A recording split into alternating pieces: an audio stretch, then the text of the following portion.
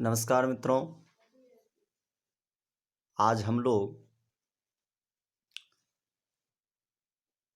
गुण संधि पढ़ेंगे। मित्रों, इससे पूर्व हमने बाबूराम सक्सेना जी के द्वारा जो संधि विचार लिखा गया है उसमें सबसे पहले हम लोग सवर्ण दीर्घ स्वर संधि को पढ़े हैं। इसके बाद दूसरा जो है सातवां नियम और दूसरा संधि जो है स्वर संधि में, वह हम लोग दूसरे संधि गुण संधि को पढ़ेंगे। तो गुण संधि पढ़ने के लिए यहाँ पर हम लोग उपस्थित हुए हैं। मित्रों, लक्ष्य साधकम नामक यूट्यूब चैनल पर बात को बतंगर नहीं बनाया जाता है। जो मूल ग्रंथ में विषय है, जो पंक्ति लिखे हैं बाबूराम सक्सेना जी, उसी का व्याख्या जो है किया जाता है। इससे पूर्व इसी प्रकार के 5 वीडियो बना करके प्राक कथन के लिए 3 वीडियो, वर्ण विचार पर जो है 1 वीडियो है। इसके बाद जो संधि है, संधि पर 1 वीडियो है। इस प्रकार कुल वीडियो जो है 5 वीडियो बना करके लक्ष्य साधकम नामक यूट्यूब चैनल पर प्रस्तुत किया जा चुका है। अब हम लोग गुण संधि को प्रस्तुत करने के लिए आपके समक्ष प्रस्तुत हूँ। तो नमस्कार साथियों, अब हम चलते हैं अगले गुण संधि की ओर। यह वीडियो मित्रों आप लोग पूरा वीडियो देखिएगा। जब आप पूरा वीडियो देखेंगे तब आपको समझ में आएगा क्या कैसा है नहीं है। आधे छोड़ देंगे तो ना यहाँ के रहेंगे ना वहाँ के रहेंगे। इसीलिए पंक्ति सह आपके समक्ष प्रस्तुत किया जाएगा। यदि वीडियो अच्छा लगे तो लाइक करिएगा, यदि वीडियो अच्छा न लगे तो डिसलाइक कीजिएगा। कमेंट करिए आपको क्या चाहिए नहीं चाहिए, वह हम आपके समक्ष प्रस्तुत करने का प्रयास करेंगे। तो मित्रों चलते हैं। बाबूराम सक्सेना जी के द्वारा जो पंक्ति लिखा गया है वह पंक्ति आपके समक्ष वाचन करते हुए उनका व्याख्या करता हूँ। यदि अ या आ के बाद ह्रस्व ई या दीर्घ ई आवे तो दोनों के स्थान में जो है दोनों के स्थान में ई कह रहे हैं। यदि अ या आ के बाद ह्रस्व ई या दीर्घ ई आवे तो दोनों के स्थान पर ए आदेश हो जाता है। क्या आदेश होता है? तो यहाँ पर कह रहे हैं जो अ या आ के बाद यदि ह्रस्व ई या दीर्घ ई कार आवे तो दोनों के स्थान पर ए आदेश हो जाता है। यह आदेश हो जाता है, ए आदेश हो जाता है। यदि ह्रस्व उकार या दीर्घ उकार आवे, अर्थात आकार या आकार के बाद ह्रस्व उकार या उकार आवे तो दोनों के स्थान पर ओ आदेश हो जाता है। ओ आदेश हो जाता है। अर्थात ह्रस्व उकार या दीर्घ उकार आवे आकार और आकार के बाद तो ओ आदेश हो जाता है। यदि ह्रस्व ऋकार या दीर्घ ऋकार आवे तो दोनों के स्थान में अर आदेश हो जाता है। दोनों का स्थान पर क्या आदेश हो जाता है? तो कह रहे हैं जो दोनों के स्थान पर अर आदेश हो जाएगा। और चौथा नियम कह रहे हैं यदि लृ आवे तो दोनों के स्थान पे अल आदेश हो जाएगा। दोनों के स्थान पे अल आदेश आ जाएगा। इस संधि का नाम गुण संधि है। इस संधि का नाम बता रहे हैं गुण संधि है। मित्रों, यहाँ पर 4 नियम बताया गया है। यह पहला नियम है, यह दूसरा नियम है, यह तीसरा नियम, चौथा नियम। चारों नियम को आपके समक्ष पुनः एक बार मैं पाठ करता हूँ, समझाने का प्रयास करता हूँ। कह रहे हैं भैया ह्रस्व ईकार या दीर्घ ईकार आवे तो दोनों का स्थान पर एकार हो जाता है। किंतु कब? तो कह रहे हैं भैया अ या आ के बाद, अ या आ के बाद यह पंक्ति जो है प्रत्येक नियम के साथ जुड़ेगा। अर्थात यहाँ पर तो होगा ही जो आकार या आकार के बाद ईकार या ईकार आवे, ईकार या ईकार आवे तो उनके स्थान पर ए आदेश हो जाता है। ये तो आएगा ही। फिर जो है यह पंक्ति आपको यहाँ पर भी जो दूसरा नियम है दूसरा नियम के साथ भी जोड़ना पड़ेगा। दूसरा नियम यह है, तो यहाँ पर यदि ह्रस्व, इससे पहले ये जोड़ना पड़ेगा, यदि आकार या आकार के बाद ह्रस्व उकार या दीर्घ उकार आवे तो दोनों के स्थान में ओ आदेश हो जाता है। और तीसरा नियम है यह, तो तीसरा नियम से पहले यह जोड़ लेंगे, यदि आकार या आकार के बाद ह्रस्व रीकार या दीर्घ रीकार आवे तो दोनों के स्थान पर अर आदेश हो जाता है, यह ध्यान रखिएगा। फिर चौथा नियम जो है, यदि ऋकार आवे तो दोनों के स्थान में अल हो जाता है। कब? यदि आकार या आकार के बाद, आकार या आकार के बाद लड़ी आवे तो दोनों के स्थान पर अल आदेश हो जाता है। इस संधि का नाम गुण संधि है। मित्रों, यदि अब भी आप नहीं समझे तो और भी जो है समझाने का प्रयास करता हूँ। ये कहना चाह रहे हैं बाबूराम सक्सेना जी, जो आकार या आकार के बाद ई या ह्रस्व इकार या दीर्घ इकार आवे तो उनके स्थान पे क्या होता है, तो उनके स्थान पे कहते हैं ए आदेश हो जाता है। ये हो जाएगा, आकार और इकार दोनों मिल करके ये वर्ण बन जाएगा। इसी प्रकार आकार के बाद यदि ईकार आवे तो आकार और ईकार मिल करके एकार यह बन जाएगा, ऐसा कहना चाह रहे हैं। और फिर जब हम बढ़ते हैं आगे तो फिर यह तो पहला नियम हो गया। दूसरे नियम में कह रहे हैं, जो आकार या आकार के बाद यदि क्या आ जाए, तो कह रहे हैं जो उकार, ह्रस्व उकार या दीर्घ उकार आ जाए तो यहाँ पर क्या आदेश होंगे, तो कह रहे हैं जो उनको ओकार आदेश हो जाएगा, ओकार आदेश हो जाएगा। ओकार अर्थात ये आकार उकार मिलकर के ओकार बन जाएगा, ओकार यह रूप बन जाएगा। आकार और उकार दीर्घ उकार मिलकर के ओ बन जाएगा, यह समझाना चाह रहे हैं। दोनों मिलकर के आकार के बाद यदि उकार आए तो ओकार हो जाएगा, आकार के बाद यदि उकार आए तो ओकार हो जाएगा, यह समझाने का प्रयास कर रहे हैं। यह कौन सा नियम हो गया, तो यह दूसरा नियम हो गया। पहले नियम हमने पढ़ चुके हैं। अब जो है तीसरा नियम जो है वह कहता है, तीसरे नियम से पहले हमको यहाँ तक पढ़ना पड़ेगा, यदि आकार या आकार के बाद यदि ह्रस्व ऋकार या दीर्घ ऋकार आवे तो दोनों के स्थान पर अर हो जाता है। तो अब देखिए कैसे, तो देखिए पहले हमें यहाँ पर आकार लिख लेना है, फिर यहाँ पर आकार लिख देना है, फिर जो है इसके साथ यदि ऋकार आए और ऋकार आए, दीर्घ ऋकार आए तो इसके स्थान पर क्या हो जाएगा, अर हो जाएगा, अर हो जाएगा। और इसके स्थान पर क्या हो जाएगा, तो अर आदेश हो जाएगा, गुण में अर हो जाएगा। अब मित्रों ये आप लोग ध्यान से ध्यान दीजिए, आकार और ऋकार के स्थान पर यदि हम गुण करेंगे, दोनों को मिलाएंगे, क्योंकि गुण में जो है पररूप में एक आदेश, पररूप नहीं, जो मतलब क्या होता है, दोनों के स्थान पर और पूर्व दोनों के स्थान पर गुण एक आदेश, गुण एक आदेश होता है।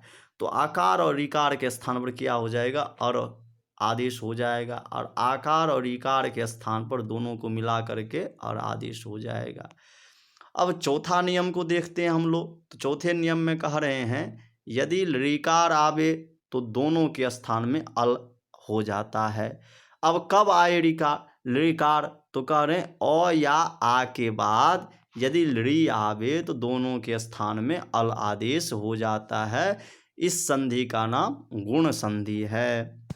तो चलते हैं, अब कह रहे हैं भैया आकार के बाद या आकार के बाद ऋ आ जाए, ऋ आ जाए तो क्या आदेश हो जाएगा, अल आदेश हो जाएगा, अल आदेश हो जाएगा।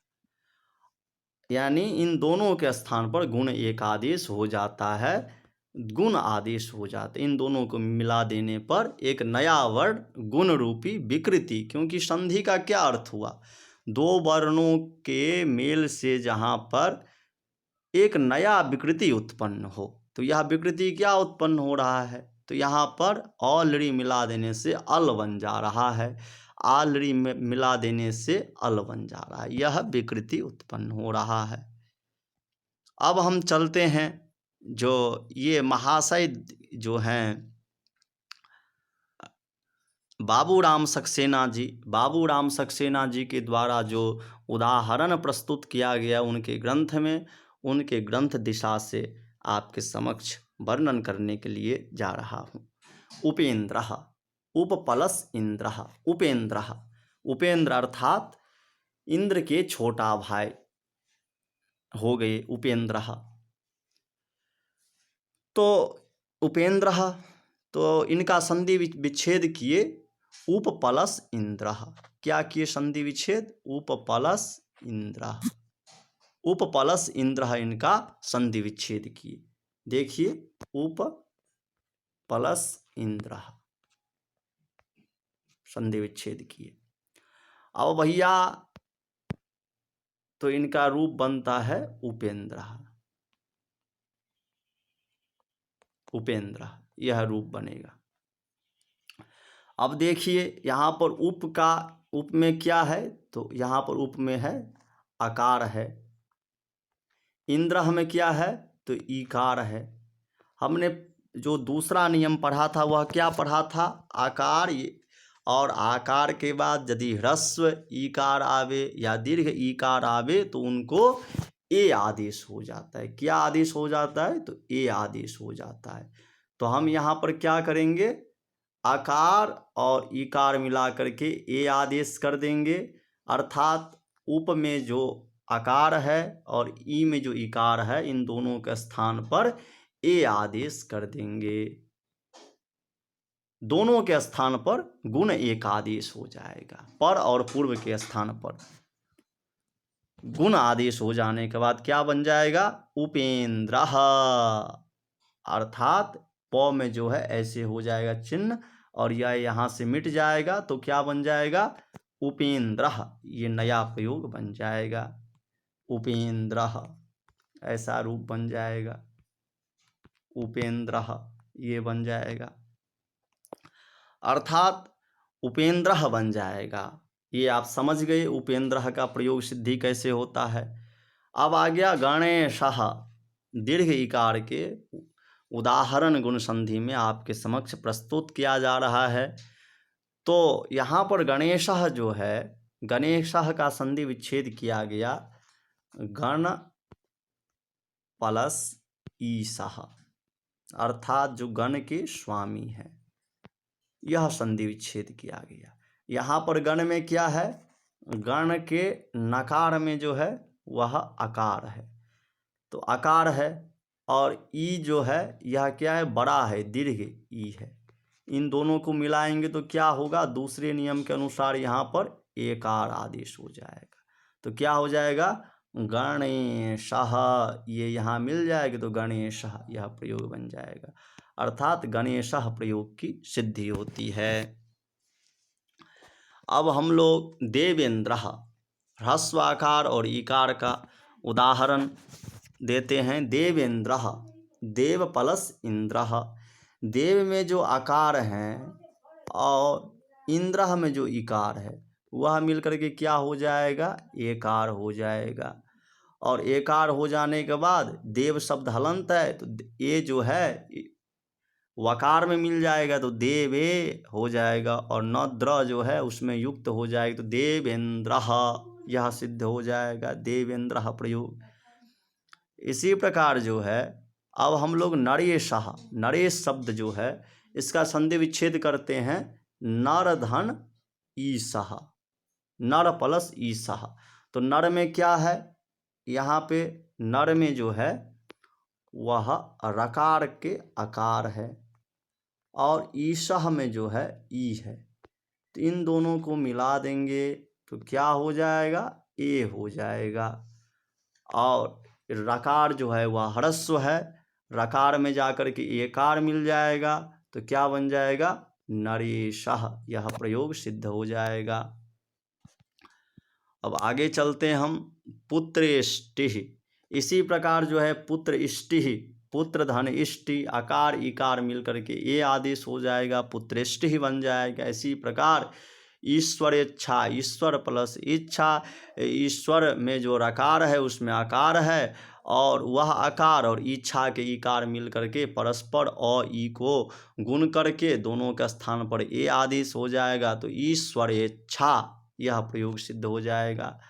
अब जो है आगे रमा प्लस ईशः, रमा में जो है आकार है और ईशः में ई जो है वह दीर्घ ईकार है तो आकार ईकार मिल करके एकार रूप बनता है तो रमेशः, यह प्रयोग सिद्ध हो जाएगा।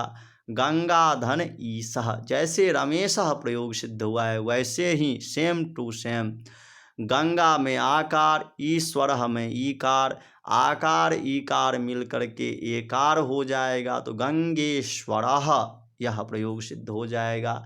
लालना इच्छति, लालना में आकार और इच्छति में ह्रस्व ईकार, लालना में आकार जो है वह दीर्घ आकार है और इच्छति में ई ह्रस्व ईकार है, दोनों मिल करके एकार आ प्लस ई बराबर एकार हो जाएगा तो लालनेच्छति, यह प्रयोग बन जाएगा। द्वारका इहैव, द्वारका में आकार है और इहैव में ई है तो आ ई मिल करके ए हो जाएगा और ककार हलंत रहेगा तो द्वार के हैव, यह प्रयोग सिद्ध होगा। पाठशाला इतः, पाठशालेतः, यहाँ पर भी गुण संधि है, आकार और ईकार मिल करके एकार हो जाता है तो पाठशालेतः, यह प्रयोग सिद्ध हो जाएगा। इसके बाद आता है तडागोदकम, तडागोदकम, तडाग में आकार है, उदकम में उकार है तो आकार उकार को मिला देंगे तो ओकार हो जाएगा तो तडादोदकम, यह प्रयोग सिद्ध हो जाएगा। वृक्ष प्लस ऊपरी, वृक्षोपरी, वृक्ष में जो है आकार है, ऊपरी में उकार है, आकार उकार को मिला देंगे तो क्या बन जाएगा, ओकार हो जाएगा। यह जो है तीसरा नियम का अब आया है उदाहरण।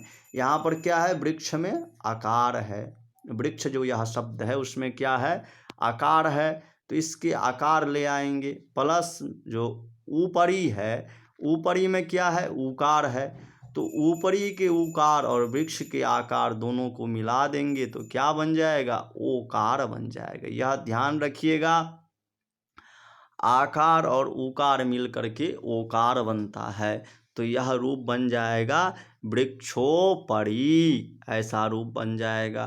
गगन ऊर्ध्वम, गगन ऊर्ध्वम, गगन धन ऊर्ध्वम, यह संधि विच्छेद किया गया, यह संधि विच्छेद किया गया तो गगन में क्या है, तो ह्रस्व आकार है और ऊर्ध्वम में जो है वह दीर्घ उकार है, दोनों मिल करके क्या हो जाएगा, तो ओकार हो जाएगा। ओकार हो जाने के बाद नौ में मिल जाएगा तो गगन ऊर्ध्वम, यह रूप बन जाएगा। अब आता है विशाल उदरम, विशाल उदरम, विशालोदरम, विशाल प्लस उदरम है, विशाल के आकार हो गया, उदरम के उकार हो गया, आकार और उकार मिल करके क्या हो गया, ओकार हो गया, ओकार हो गया तो विशालोदरम, विशालोदरम, यह रूप सिद्ध होता है। अब छात्र अत्र उद्देश्य, अत्र उद्देश्य, यहाँ पे अत्र में आकार है, उद्देश्य में ऊ है तो अ ऊ मिल करके ओ हो जाएगा तो अत्रोद्देश्य, यह रूप सिद्ध हो जाएगा। इसी प्रकार सागर प्लस उर्मी, सागर उर्मी, अर्थात सागर के आकार उर्मी के उकार मिल करके ओकार हो जाएगा तो सागर उर्मी, यह प्रयोग सिद्ध होता है। नव ऊढ़ा, नवोढ़ा, नव में आकार है, ऊढ़ा में दीर्घ उकार है, आकार उकार मिल करके ओकार होता है, वकार जो है वह हलंत रहेगा तो नवोढ़ा, ओकार उसमें मिल जाएगा तो बो हो जाएगा, तो नवोढ़ा ऐसा रूप बन जाएगा। मम ऊरुह, ममोरुह, मम में आकार है, म में आकार है और ऊरुह में दीर्घ ऊकार है, तो आकार और ऊकार मिल करके ममोरुह यह प्रयोग सिद्ध हो जाएगा। वृषभ प्लस ऊढ़ः, वृषभोढ़ः, अर्थात वृषभ ऊढ़ा, वृषभ में जो भकार है वह आकार है, ऊढ़ः में दीर्घ ऊकार है, आकार और ऊकार मिलकर के ओ हो जाएगा, तो वृषभोढ़ः यह रूप बन जाएगा वृषभोढ़ः। गंगोदकम, गंगा प्लस उदकम, गंगा प्लस उदकम हो जाएगा, तो गंगोदकम यह रूप बनेगा।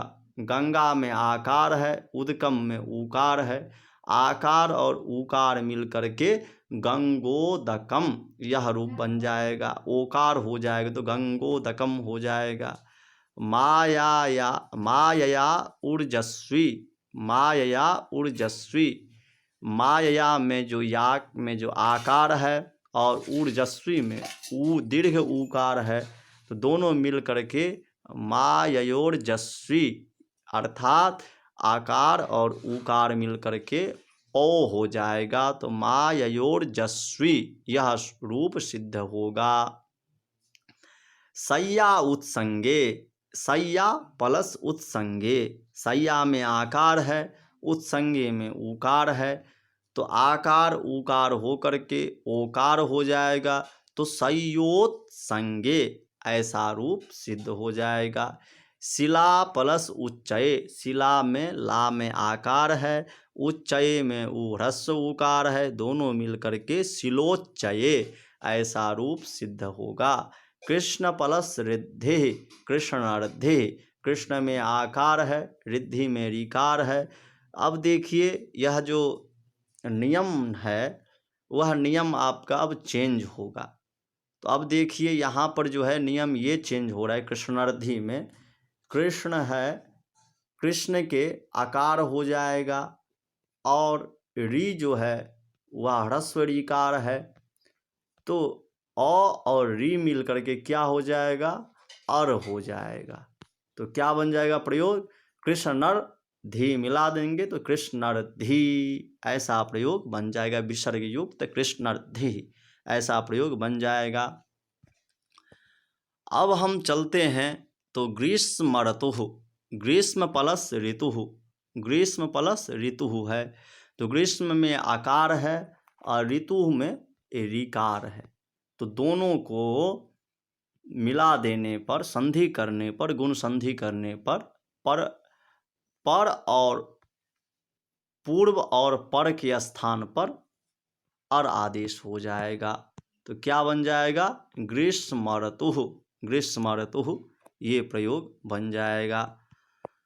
अब आगे बढ़ते हैं तो कहते हैं भैया आदें गुणः, गुण संज्ञा विधायक सूत्र कौन सा है, तो यह टिप्पणी में लिखे हुए हैं, तो यह देखिए आदें गुणः जो है वह गुण संज्ञा का विधान करता है। गुण संज्ञा का विधान कौन करता है, तो आदें गुणः, आदें गुणः जो है वह गुण संज्ञा का विधान करता है।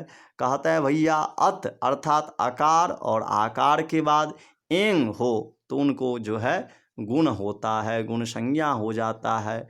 आकार के बाद यदि एकार हो, ईकार हो, उकार हो, ऋकार हो, लृकार हो तो उनको गुण होता है। अ और आ के बाद, तो आकार के बाद या आकार के बाद यदि ह्रस्व ईकार दीर्घ ईकार हो तो उसको ए आदेश होता है।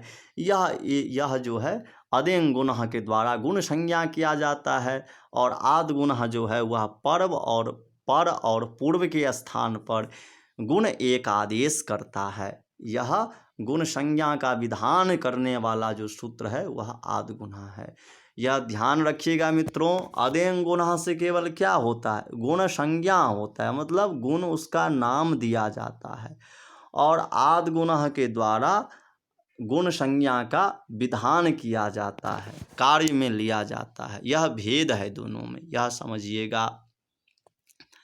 अब जो है शीत ऋतौ शीत ऋतौ, यहाँ पर जो है शीत ऋतौ जो है वह दिखा रहे हैं। तो शीत है धन, ऋकार है तो शीतरतो बन गया। आकार और ऋकार के स्थान पर आदेश करके शीतरतो ऐसा रूप बन गया। ब्रह्मर्षि, ब्रह्म प्लस ऋषि, ब्रह्म में आकार, ऋषि में ऋकार, आ और री मिल करके अर आदेश हो गया, ब्रह्मर्षि प्रयोग बन गया। इसी प्रकार महाधन ऋषि, महर्षि, आकार, महा में आकार है, ऋषि में ऋकार है, तो आकार और ऋकार मिल करके अर आदेश हो गया, तो महर्षि यह प्रयोग सिद्ध होता है। महारिद्धि, महा प्लस रिद्धि, महा में आकार है, री में ऋकार है, तो आकार और ऋकार के दोनों के स्थान पर, पूर्व और पर के स्थान पर अर आदेश हो गया, गुण एक आदेश हो गया, तो महर्धि प्रयोग सिद्ध होता है। तब धन ऋकारः, तब धन ऋकारः में तब में आकार है, ऋकारः में लिकार है, तब के आकार और ली के स्थान में जो है पूर्व और पर के स्थान में लकार आदेश हो जाता है, तो तवलकारः यह प्रयोग सिद्ध होता है, तवलकारः। अब कह रहे हैं भैया कुछ स्थल ऐसे हैं जहाँ पर यह नियम नहीं लगता, वे नीचे दिखाए जाते हैं। कह रहे हैं भैया कुछ ऐसे भी स्थल हैं जहाँ पर ये नियम नहीं लगते हैं, वह आपको नियम जो है दिखाया जा रहा है। कहते हैं अक्ष प्लस ऊहिणी, अक्षौहिणी, यहाँ पर नौ के स्थान में नौ कैसे हो गया यह आगे बताया जाएगा। यहाँ गुण स्वर ओ न होकर वृद्धि स्वर ओ हुआ है। अक्षादुहिण्याम उपसंख्यानाम, यह वार्तिक के सहायता से यहाँ पर गुण न हो करके यहाँ पर वृद्धि जो है ओ न हो करके औ हो गया, तो अक्ष के अ और ऊहिणी के ऊ, यह दीर्घ उकार है।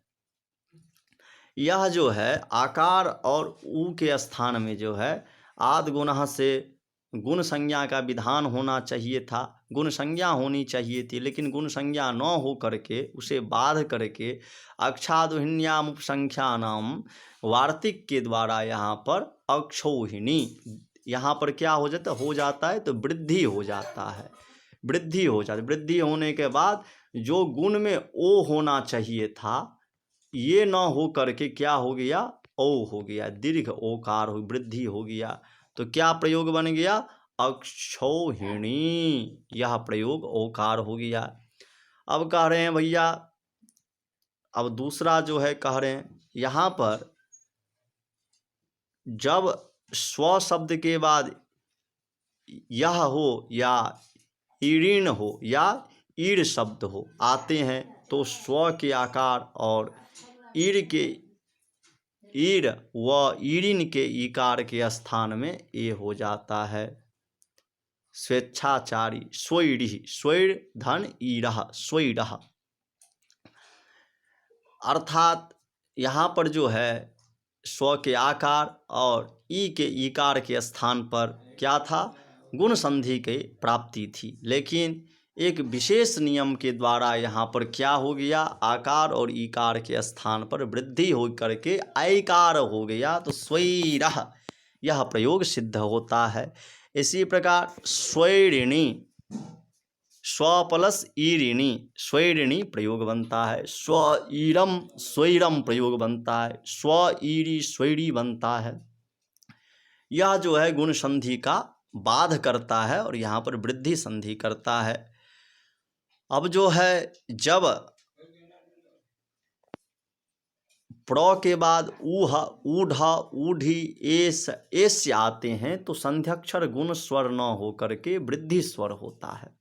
कहते हैं भैया जब प्र के बाद ऊह, ऊढ़, ऊढ़ी, एस आते हैं, तो संध्याक्षर गुण स्वर न हो करके वृद्धि स्वर होता है। अर्थात प्र उपसर्ग के बाद यदि मान लीजिए ऊह आवे, प्रादुहो ढो ढेस्येषु करके ऐसा सूत्र है, उस सूत्र के द्वारा गुण संधि का बाध करके वृद्धि संधि यहाँ पर किया जाता है। यहाँ पर प्र में जो आकार है, ऊह में जो उकार है, उन दोनों के स्थान पर गुण संधि प्राप्त थी, लेकिन उनको बाध करके यहाँ पर जो है वृद्धि संधि होता है तो प्र के आकार ऊ के उकार दोनों के स्थान पे उकार आदेश हो जाता है और प्रोह यह रूप सिद्ध होता है।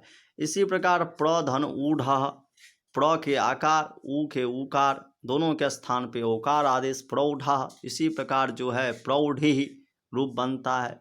प्रधन एषः प्र के आकार ए के एकार के स्थान पे ऐकार आदेश हो करके प्रैषः रूप बनता है। इसी प्रकार प्रैष्यः बन जाता है। इनमें प्रथम तीन उदाहरण आद्गुण सूत्र से तथा अंतिम दोनों में एंगी पर रूपम के अपवाद हैं।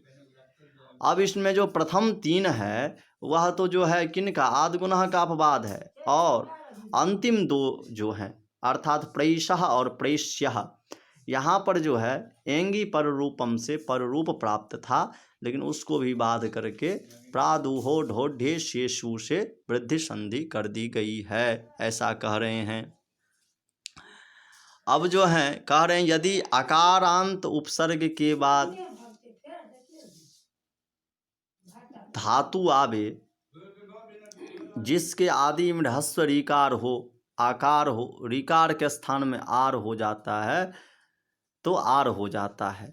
अब कह रहे हैं भैया उपसर्गा धृति धातु एक सूत्र है, उस सूत्र के द्वारा देखिए यहाँ पर भी सूत्र दिया गया उपसर्गा ऋति धातु उपसर्गा धृति धातु छठे अध्याय के पहले पाद के 51वां सूत्र है। इसके द्वारा कहा जा रहा है यदि अकारांत उपसर्ग के बाद ऐसी धातु आवे जिसके आदि में ह्रस्व ऋकार हो तो अ और री के स्थान में आर आदेश हो जाता है। यह भी वृद्धि संधि, यहाँ पर गुण था अर होता लेकिन वृद्धि संधि करके आर आदेश हो जाता है तो उप के आकार हो गया। और ऋक्षति जो है यह कैसा धातु है तो ह्रस्व ऋकार वाला है तो इसीलिए यहाँ पर क्या हो जाएगा तो इनको आर आदेश हो जाएगा अर्थात आर आदेश हो जाएगा तो इसीलिए बन जाएगा उपार क्षति। इसी प्रकार प में आकार है और ह्रस्व ऋकार वाले है तो उपसर्गा धृति धातु सूत्र जो है इसी से यहाँ पे बैठ रहा है तो प्र और री के मिला करके प्रार क्षति रूप बन जाता है। किंतु यदि अब कह रहे हैं किंतु यदि नाम धातु हो तो आर विकल्प से होगा। अब कह रहे हैं भैया यदि आर धातु मतलब आर जो है वह यदि नाम धातु रहेगा तो आर विकल्प से होगा, एक पक्ष में आर होगा दूसरे पक्ष में जो है अर आदेश होगा। इसीलिए प्रधन ऋषभीयति प्रधन ऋषभीयति यहाँ पर प्रार्षभीयति एक पक्ष में बन जाएगा दूसरे पक्ष में जो है प्रर्षभीयति इस पक्ष में गुण हुआ है अर्थात प्रधन ऋषभीयति जो है इस पक्ष में एक पक्ष में जो है क्या हो जाएगा गुण हो जाएगा और दूसरे पक्ष में जो है वह एक पक्ष में गुण होगा तो प्रर्षभीयति बन जाएगा अर आदेश होकर के और दूसरे पक्ष में आर आदेश होगा तो प्रार्षभीयति। प्रार्षभीयति का अर्थ बैल की तरह आचरण करता है, दे रहे हैं अर्थ। जो प्रार्षभीयति का अर्थ क्या होता है बैल की तरह जो आचरण करता है उसे प्रार्षभीयति कहते हैं। प्रार्षभीयति ध्यान रखिएगा, प्रार्ष पूछ सकता है जो प्रार्षभीयति का अर्थ क्या होता है तो जो बैल की तरह आचरण करते हैं उसे प्रार्षभीयति कहा जाता है। अब जब हम आगे बढ़ते हैं तो कहते हैं भैया जब ऋत के साथ किसी पूर्वगामी शब्द तृतीया समास हो तब भी पूर्वगामी अकारांत शब्द के अ और ऋत के री से मिलकर के आर बनेगा, अर नहीं। जैसे सुखेन रीतः सुखार्थः, यहाँ पर भी वृद्धि संधि का उदाहरण है। यह कहते हैं जब ऋत के साथ किसी पूर्वगामी शब्द तृतीया समास हो, तृतीया समास से युक्त हो तो पूर्वगामी अकारांत शब्द के बाद यदि ऋत आवे ह्रस्व ऋकार आवे तो मिलकर के आर बनेगा, यहाँ पे गुण हो करके अर आदेश नहीं होगा। जैसे कि कह रहे हैं सुखेन रीतः, तो यहाँ पर क्या है, यहाँ पर जो है तृतीया तत्पुरुष समास है तो सुख धन ऋतः समास होने के चलते यहाँ पर सुख के आकार और इकार के स्थान पर गुण प्राप्ति था, लेकिन यहाँ पर गुण न कर करके वृद्धि करके आर आदेश हो गया और आर होने के कारण सुखारतः यह प्रयोग सिद्ध हो गया। जब हम आगे चलते हैं तो कहते हैं भैया जो अब 4 नंबर का नियम है ओ आ ई उ री री तथा लड़ी जब किसी पद के अंत में रहे और इनके बाद ह्रस्व ऋकार आवे, ह्रस्व ऋकार आवे तो पदांत अक विकल्प से ह्रस्व हो जाता है। यह नियम गुण संधि का विकल्प प्रस्तुत करता है।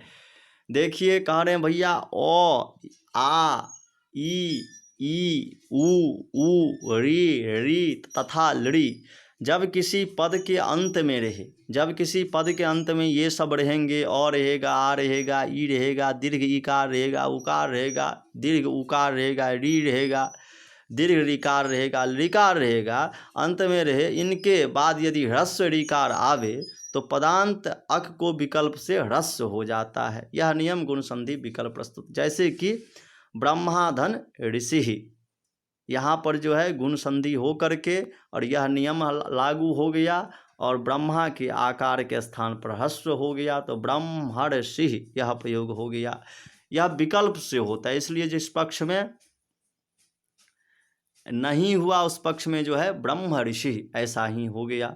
सप्तर्षि नाम सप्तधन ऋषि नाम, यहाँ पर सप्तर्षि नाम गुण होकर के सप्तर्षि नाम और एक पक्ष में जो है जो ह्रस्व होकर के सप्तऋषि नाम यह प्रयोग बन गया। अब 8वें नियम जो है यह इस वीडियो के बाद में पढ़ेंगे हम लोग, यह 8वें नियम है। मित्रों आप लोग वीडियो जो भी वीडियो है उसे अंत पर्यंत देखिए तब समझ में आएगा, क्योंकि व्याकरण जो है कठिन है और यह समझ में आने में थोड़ी सी दिक्कत होगा, तो बार बार वीडियो को देखिए, 1 बार 2 बार। चैनल को सब्सक्राइब कर दीजिएगा, वीडियो अच्छा लगे तो लाइक कर दीजिएगा। नमस्कार, नमो नमः, धन्यवाद।